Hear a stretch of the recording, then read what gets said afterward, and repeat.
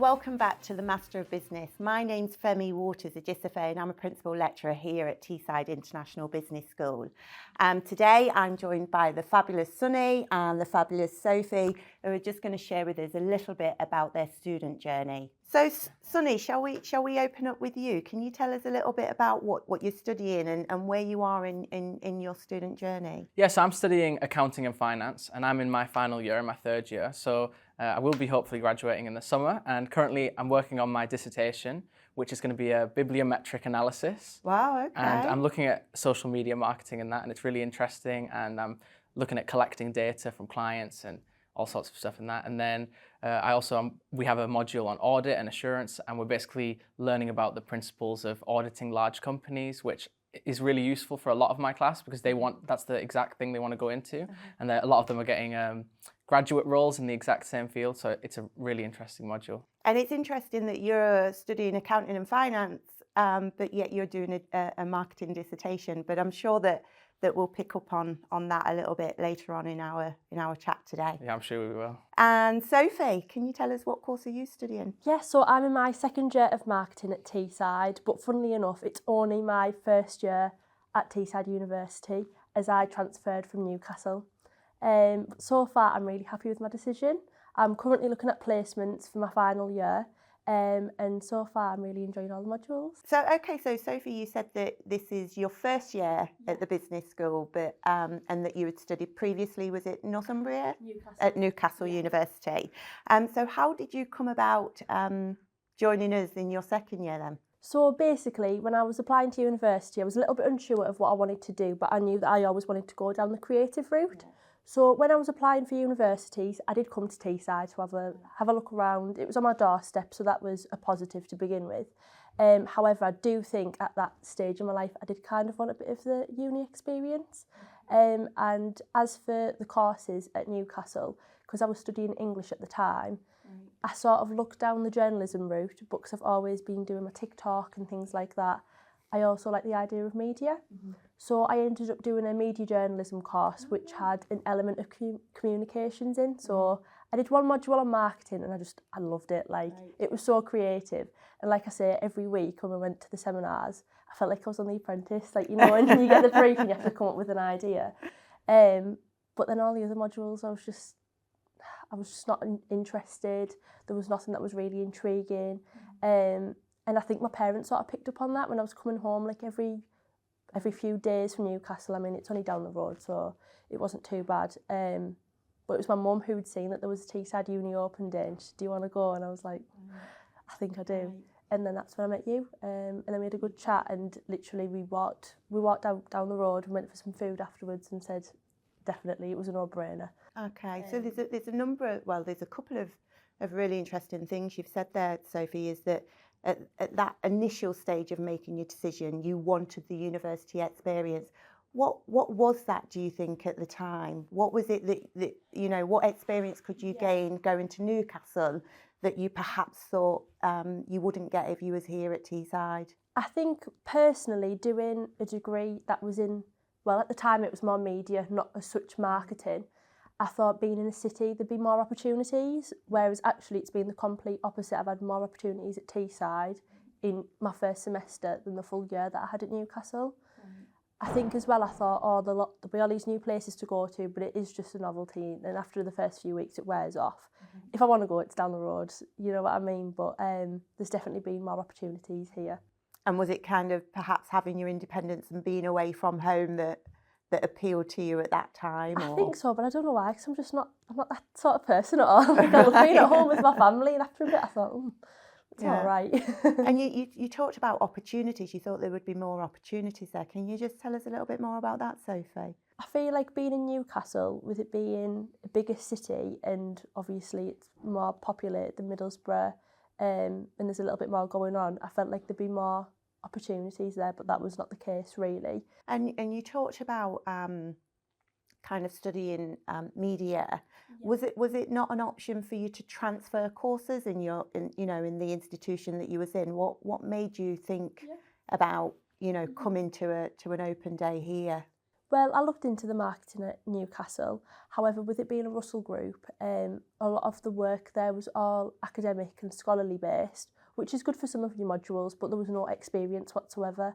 It was all essays and research, whereas at Teesside, for example, the marketing enterprise module, you have a client and it's all practice based, and even brand management as well. That's, even though it's a report, a lot of that is practice as well, looking into real life companies and things like that. So I think really in this sort of industry I should have looked at a polytechnic university rather than a Russell Group for this sort of study. So it was that practice-based learning that really appealed to you, kind of gaining all of your academic knowledge, if you like, at the same time, you know, developing experience of working with live clients on real life issues within that within the marketing discipline. Yeah, 100%. Excellent. Thanks so much, Sophie. And Sunny, what about you? How did your decision making? Well, it was actually a very strange story. So to set the scene, when I was sort of 16 years old, I'd just done my GCSEs, and I was pretty academic. I did well across the board, and I was at a position where I had all my GCSEs, they were all really good grades, and I had no idea which subjects to choose. So being a 16-year-old, my first thought was, okay, I'm going to find a job which I think will be long-lasting and well-paying, as most 16-year-olds would. And I settled on medicine because I was good at sciences, I was good at maths, so I settled on medicine. I chose the medical subject. I really didn't enjoy them, but I just pushed it through because it was my A-levels. And when it came to applying to university at that point, with my subjects being like biology, chemistry and maths, there really is nothing else to apply for, really. So I did apply for medical school. I ended up getting some offers, and this was just before my results day. One day I was having an argument with my parents, and I said to them, I don't want to do medicine. Like, I know I've been doing this for 2 years. I've got the offers, I've done the interviews, everything. I just don't want to do medicine. And the backstory behind it is, so my dad, he grew up in North Ormsby, which is just around the corner from here.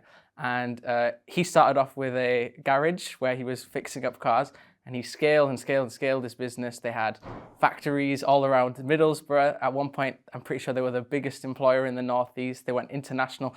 And to me, that was always an inspiration to me, but I always thought it would be impossible to like follow in those footsteps. But I always had that drive in me that I really wanted to do business. So then when I decided I wasn't going to do medicine, I said to them, you know, I don't need university. I'm going to go and start my own business, do what my dad did, and I'm just going to go from there. And my parents were quite against the idea of, you know, just dropping education suddenly and going off by yourself. So they said, if you want to do business, look for a course which can, you know, fit along your needs. And obviously at that point, I spoke to my teachers and stuff in school, and they were pushing me along the line of like business management courses, things like that. But from speaking to my dad and just from my own experiences, I understood that the biggest thing that comes down when you're starting up your own business is to understand finances. And when I sort of realized that, I knew straight away I need to do some sort of course where I can understand like the fundamentals of how to manage your money, how to manage a business. And then, so at that point, I basically just searched up I like finance and accounting courses near me, and I just read through the syllabuses. And what was interesting was at Teesside, even though it was an accounting course, there was so many modules of other things in there. So I remember in first year we had an economics module. We've had so many like business management. This year we had a global enterprise module where we literally, you know, we came up with a business proposal, and like that's like directly along the lines of what I wanted to do. And I don't regret my decision at all. And in fact, a lot of my friends had said to me that, you know, I had the grades, why didn't I apply to like a faraway university? But in my head, what I wanted from university wasn't like, you know, the experience that Sophie was talking about, but more of just, I want the core skills so that alongside it, I'd be able to run my business. And I think had I gone maybe 200 miles away to study in university, I'm not sure I would have had that same level of drive that I would have. Like, for example, I'm sure we'll talk about later, I've got an office in Launchpad, and the opportunities that I've had from this university have been like incredible and more than I would have ever expected. So I really am happy with my decision. How fascinating. So can we just touch upon a couple of things that you said, kind of that decision was quite a big U-turn, It right? was. To go from medicine to accounting and finance. Did that decision just come to you in that moment, or was it something that you'd been pondering on for some time but hadn't perhaps? So it didn't come to me in the moment, definitely not. As I said, I wasn't enjoying my A-levels, so I was studying for them and I was going to school every day at college, but I wasn't enjoying them, and I knew that this wasn't the route for me. You know, sitting in front of biology books, reading about leaves and stuff, it just wasn't interesting me. What really interested me was working for myself, and that's another trait that I think I've got from my dad, is that he has always been insistent on working for himself. I mean, in 2008, there was a big recession which ended up closing down his big business, and at that time, he had big job offers from companies due to his experience, and he turned them all down despite having nothing on the table at that point to go and start a new business and start again, because to him, the thing that like drove him to wake up every morning and work as hard as he could was to like build something. And I think that's definitely been passed on, because my like dreams, my aspirations are just to build something for myself. So, I mean, you're very clearly a driven individual, Sonny. You've got a clear sight of what your end goals are, and you mentioned that was perhaps one of the reasons why you never even considered studying away from home, because that whole student lifestyle or city life or whatever that would come with studying away from home wasn't a priority for you, that your priority was focusing on the outcomes and the benefits of the course. Is that a fair summary? Is there any regret? Well, when I applied to medical school, in medical school it's a bit different. It's sort of like if you have a medical degree, that you'll get a job wherever you want to live in the UK. They always need doctors. But so that's why I was a bit unsure. I was only 16. So I applied for like a range. So I had places like Leeds, but then I had places like Lancaster, where, you know, not much goes on in Lancaster. So it was a big like variety of places. And I hadn't really decided. It was just more of like, I'll look for the course that matches me the best rather than the place. Because I feel like you can make anything work anywhere. And another advantage of being here is the support network. So one thing is, because I already know a lot of people, I've done a lot of networking here, I've ended up just being in touch with so many people, and it's landed me work, it's got me into opportunities I wouldn't have had before. Whereas I feel like no matter where it was, city or not, if I'd gone to a brand new place, I wouldn't know anyone. Right. And chances are I wouldn't be at the place where I am now without having the people behind me that I do here. So, Sonny, you mentioned the importance of networking and the ability to network in around the local area to the university and within the university. So can you just share with us a little bit more as to how the university or your course, your academics have helped prepare you for the world of work, if you like? Yes, I can. So what I would say here is that I didn't know who to look for at this point. So before I started, reaching out to anybody, I didn't know where to look or who to look for. And this literally came across to me as somebody in my class was talking about this event that happens in university every week, and it was called Freelance Fridays. And I just heard of it. And even though at that point I was freelancing, it wasn't as much I was interested in attending those sessions, but I thought that the people who run this, maybe if I pitch what I'm planning to do with my own business to them, they might be able to help me. And that was literally all I went in with. And I ended up meeting Adam, and I spoke to him about my business idea. And at this point I was a second-year student, and he said to me, they have a program for graduates, so normally people who've just finished their third year. It's like a business incubator space at Launchpad. And he said it's usually for graduates, but we think that with the way that you're driven and with the way that your idea is, we don't think you'll need our help in a year's time. That's what he said to me, which made me laugh. And he asked me to put in a proposal to apply for it. So basically that process was, you put in a 2-minute pitch to describe what your business idea is and why you think you should be part of the Launchpad program. And then it was an over the summer, like 6-7 week program.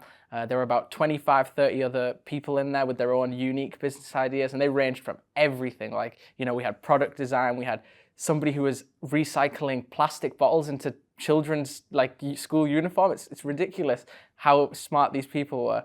And we were all in a room together, and we had sessions delivered by like experts in all sorts of fields, and they helped us like tunnel in on exactly what our business plans were and put together a pitch. And then at the end of that program, we had the opportunity to pitch for some funding for our businesses, and it was quite a competitive process. So out of maybe the 25 or so people, only about 5 or 6 ended up getting through to the end and getting some funding from there.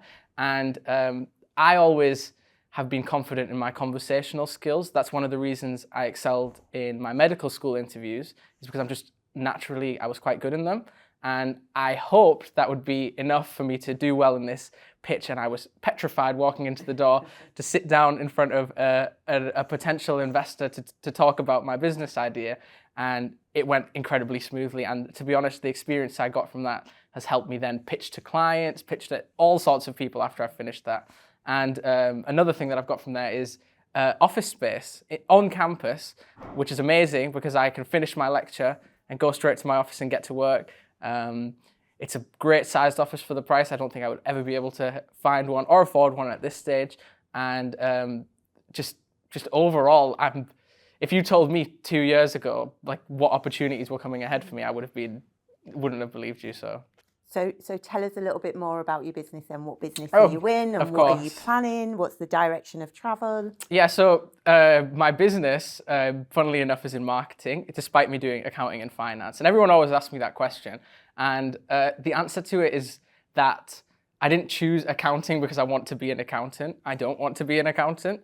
I chose accounting because I wanted to learn about how to manage finances, as I've explained. So when it came to actually finding a business model, this was a difficult process as an 18-year-old with pretty limited skills, I would say. So what I did is I just spent the entire summer researching different business models, learning new skills, and I found that I would be able to freelance marketing services while at university, and it was manageable. So that's what I started with, and it worked. It worked better than I expected. And then I thought, how can I turn this into something that isn't just, when I have time or when an opportunity presents itself, something happens. How can I make this like something I could finish my degree and just full-time go for it? And that's when I realized I wanted to run my own marketing agency. It's called Digital Solution Group, and I founded it maybe 7 or 8 months ago, so not that long ago. And it was a difficult process, and without Launchpad, it would have been much harder. So my plan was I have started to network. I'm going to continue to network. I'm going to hone in on the skills that I have, and I'm going to just take it at whatever pace it comes at and try and get my business off the ground. Luckily, I was presented with the opportunity where I've managed to get office space, funding, opportunities that even the university helping me, putting me in touch with people who can help me, all these sorts of things. So the process has been expedited, but my plans are still the same. It's just that, they've just helped me they're called Launchpad. They literally just propelled me forward in terms of acceleration for growth. And I'm way ahead of where I expected to be before I graduated, which is exciting because now I'm even planning to bring on more people so I can take on more work and, really turn it into something that can last, 20, 30, 40 years, who knows?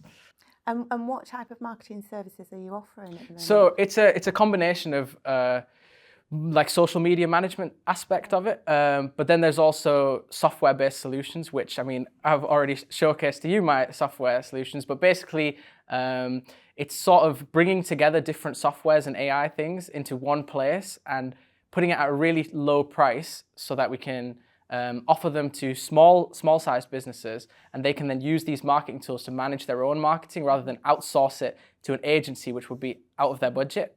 And so we're really just trying to work in the Tees Valley area at this point because there is a lack of growth in the sector, and we think that's something that we can tap into. And again, let's say I was living in London, that opportunity just simply wouldn't exist. If I'm networking with people in London, chances are if they have a building in London and they're not doing any marketing, they would have been out of business 3 days after they started. So again, that's another huge advantage that I've had from being here, and it's really working well for my business. Do you want to touch a little bit more on kind of why you demoed your software to me? Yeah, sure. So if I'm completely honest, when I had done Launchpad, Adam gave me your details and said, just reach out to Femi and you'll be surprised what will happen. That's all he said to me. And I was just like, okay, what's the worst that can happen? I'll just give it a go. And I remember we had that first conversation, and you showed like a genuine level of interest in what I was doing. And that's one thing I found in common with most staff people that I've spoke to, is you can just sort of sense their excitement in stuff that, you know, it's your own project, but they actually will go out of their own way to give some value to you. And that's something, you know, I don't expect from anybody, like a stranger to just come to me and give me some sort of value. So then when you said to me, you know, I have this opportunity, so my standard procedure for any client would be, you know, I would first do some research, find out what areas I specifically think support could be helped with. And that's a strategy that I learned from Launchpad, actually. We had a sales masterclass, and they basically just taught us that most people who are bad at sales is because they're just trying to sell everything, whereas in reality, you need to understand what people's needs are. And so I come up with a proposal every time, even if it's a tiny job or a huge job, always come up with a proposal. You know, if it's a tiny job, it impresses them more than anything. And then I like to meet in person rather than over video calls because, I don't know, it just helps. And yeah, so then I met with you, and hopefully things went well then, but I mean, yeah. Yeah, they absolutely did. So the idea was for you to come in and help us manage our school social medias and looking at your software as to how we could perhaps streamline some of the activity that we engage in. Yeah, then we were looking at so scheduling and content AI with the two main things that we looked at, and it's sort of just about making it streamlined. But then also you said that you mentioned that you felt like you couldn't have full control over what was going on and just to know what's coming up. And I think that's where one of our tools in terms of the scheduler meant that, you know, you can have this overarching view of everything and you can keep on track of what everyone's doing and how much everyone's contributing. And so, yeah. Super. Thanks so much, Sunny. Honestly, your whole kind of journey is so fascinating. And as you said, a lot of people will ask that question, how have you come about setting up a freelance business as a marketeer when you're studying accounting and finance? But as you nicely explained, it makes perfect sense, right? And Sophie, how about you? How do you feel that, I know that you've only been with the school for, oh goodness, this is your second semester, right? So you've been with us about 18 weeks so far. Do you feel as though the school or the university has supported you in preparing you for the world of work? Definitely, but in a lot of different ways, I think. Firstly, starting with the fact that I'm an ambassador for the business school. I already create content on TikTok. That's something that I started last year. And I work with a lot of brands. However, working with the business school, I was provided with the opportunity to create the Teesside TikTok scheme sort of thing, where I will visit places in the area, which I get paid to do, and you know, create videos for people to watch, and then they know where to go. Obviously, the Middlesbrough area sometimes has a bit of a not the greatest reputation, so I think creating that positive space and showing that there is like nice places to go to was a really nice opportunity that I probably wouldn't have thought of myself. Yeah, I think it's a great point really, Sophie, because you're absolutely right. There are some negative connotations, you know, that are primarily, I would say, reported external of the local area, and you go around and kind of really indulge in some of the beauty of our region. So whether that be local restaurants or scenery, tell us a little bit more of the types of things that you do. Well, it goes really hand in hand with my lifestyle in general, because I'm a bit of a busybody. Like, I'm always doing something. I'm such a social person. But so far, I've shown a lot of restaurants in the area and a little bit further out as well, because I think a lot of people think Middlesbrough is just the town centre, but there's so many different places. You've got Saltburn, you've got the coast, and you've got the moors over Stokesley Way, and I think people forget to go to them sort of places. But as well as that, I also show what I do when I'm not at uni, which would be sort of freelance marketing, which is something that I didn't necessarily plan, but I sort of fell into as I've built up a few more clients over time. And I show how I balance uni as well as that, to show that anyone else can really do it, especially when you're here and you've got the support to do so. So similar to how Sunny started out as a freelancer, do you want to tell us a little bit more about the types of companies that you work for, the type of marketing that you do for them? Yeah, definitely. So about a year ago when I made the decision that I was going to come to Teesside, and I had a few days at Newcastle, and I thought, right, I'm going to use this time to be productive when I was up there on my own. And I had a large following on TikTok already. I had one of my videos that went viral and basically ended up with 120,000 followers.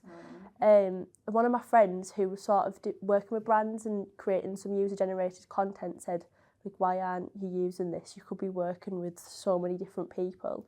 So I thought, right, I'd come home from uni and I'd just write out like an email that I'd sent to loads of different brands. I thought, you know what, I probably won't hear back from half of these people, and I didn't, to be honest.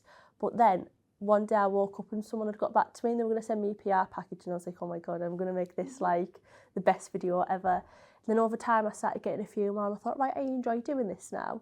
But as all of this was going on, one of my friends worked at a local prom studio and they used to create TikToks all the time, and I used to love watching them. I thought I'd love to, you know, go and do that. So I used to volunteer and I'd go in on a Friday and I'd just make a few TikToks. And then as I got speaking to the manager, she said, oh, well, I want someone to do my marketing. And obviously my ears pricked up when I heard her saying that, because I thought, well, I'm going to do that at university. I said, right, I finish Newcastle in a few months, but when I finish being up there, I'll come work for you. And, you know, it's a bit of work experience as well. And that sort of made me even more determined, like especially knowing that I was coming here and I was going to be focusing on it all the time. So I manage all of their social media now. We've got a little bit of a mini podcast as well, which we started last week, which I edit their videos as well, and I've had a lot of fun doing that over the past week. Then after that, all of the sort of other companies that I work with, it hasn't really been something that I've promoted out. Like I say, it's something that I kind of fell into. It wasn't really a plan. I do want to promote them out once I finish university, but right now I like to put on my all into something. So being quite busy, I don't want to take up more work and then not give them 100%. So I create TikToks for Aspire Fitness, exercise company. I also do the TikToks for the business school, like we were discussing earlier. And then my newest client is a boutique on Instagram called Girl in the Mirror. And I've been hired to basically manage their TikTok. And so far it's going really well. I've done a little bit of rebranding for them, which I enjoyed. I love a bit of Canva. So yeah, it's a bit different to TikTok. So another client I've sort of worked with when I was speaking about the user-generated content on TikTok would be Pretty Little Thing. So I create content for them every month. I receive a voucher where I can buy free clothes, which, you know, I'm not complaining about. And that's something that I get to be really creative with. I also did it for Boohoo as well. And I think I prefer Pretty Little Thing. They're a little bit more engaging, you know, you get feedback on your content and they set more of a brief, and there's a community of girls where, you know, everyone supports each other. So I've met people through that, talking about networking. As well as Boohoo and Pretty Little Thing, I've also worked with some brands such as Space NK, GHD, L'Oreal, Urban Decay. So yeah, I've just done my portfolio the other day, so I'm thinking about what how have all of these opportunities come about? Is this just based on you using your initiative, reaching out to them? A few different ways really. I've got contacted on Instagram by a few places, and I've also signed up to a couple of agencies as well. Some of them are just platforms where they will post opportunities, but as well as that, I'm also in a few group chats where they'll be like, do you want to work with this brand? And you sort of sign up, and then sometimes you'll come on one day and there'll be a pass and you think, what's this? And then they've just sent you some stuff. So just loads of different outlets really. So what does the future hold for Sophie? What's your direction of travel, Soph? So I think what I do now in regards to the social media, I would like to do that on a bit of a bigger scale. But in regards to the Greggs competition and things like that, I do really like the more corporate side of things. And as much as I love social media marketing, I do think that nowadays a lot of people do sort of think that is just marketing and they don't really know all the fundamentals behind it. And that's why I'm here really, because I want to learn the more corporate side of things. Okay, so you mentioned the Greggs competition. Tell us a little bit more about that, Sophie. Yeah, so basically I'm only a second year and it is mainly a competition for the third years, but we end up blending in with a group so we can sort of get that bit of experience, which was perfect for me because it was my first week and at Teesside University, and I was still getting to grips with things, but the girls that I was with that third years, I learned a lot from them. Greg set out a brief to the university students. in which we will come up with our own campaign in response to it.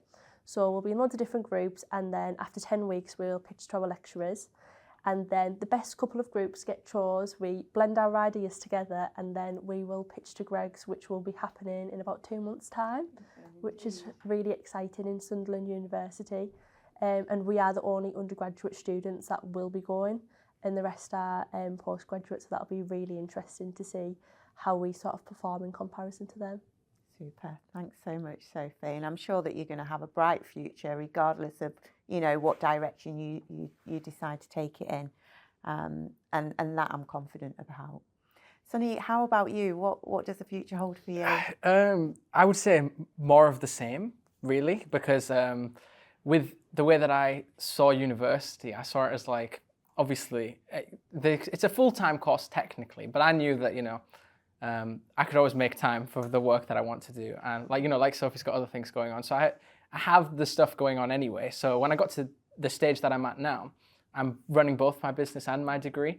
So obviously once the degree element of it drops out, it just means more time to put towards my business.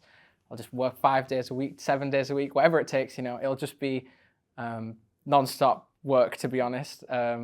In my mind, I really hope that I can be successful at a young age, and I understand, you know, there's a bit of sacrifice involved in that, but I'm definitely willing to do it. So I think it will just be a lot of work, to be honest. That's what the future I see for myself. I mean, from what I can see, you are already successful at a young age, and it's just kind of enhancing that, isn't it? And what does success mean to you, Sunny?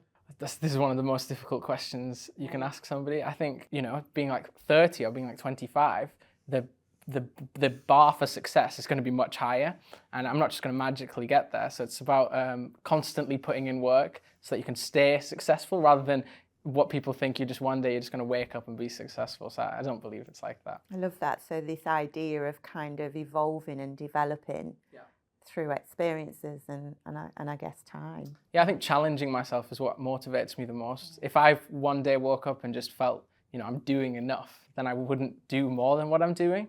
But by always thinking that, like, I always think I take each year as my, like, the actual year, January to December, as like a frame. And then at the beginning of the year, I think I want to be here by December. And if I get there by August, instead of just thinking, you know, I've reached it now, I just double it and think, you know, I'm going to get to here by December. And then by always staying one step behind your goals, it forces you to fill out your calendar and do things that, you know, maybe otherwise you would not do. So that's how it works for me. Thank you so much. Thank you so much, Sunny, for sharing your experiences with us, and to you also, Sophie. So, Sunny, where can people find out more about you? Where can we engage with your fabulous services? I think to find everything, just look at my website. It's digitalsolutiongroup.co.uk. Thanks, Sunny. And Sophie, if we wanted to check out your fabulous TikToks and your Instagram account, where can we find you? It's just Soph Shuttleworth on Instagram, and you'll also see some of the brands that I've worked with on there too. Thanks, Sophie. Thank you so much for watching. If you'd like to find out more about our courses at the Business School, you'll find us on www.tees.ac.uk, or come and visit us at an open day.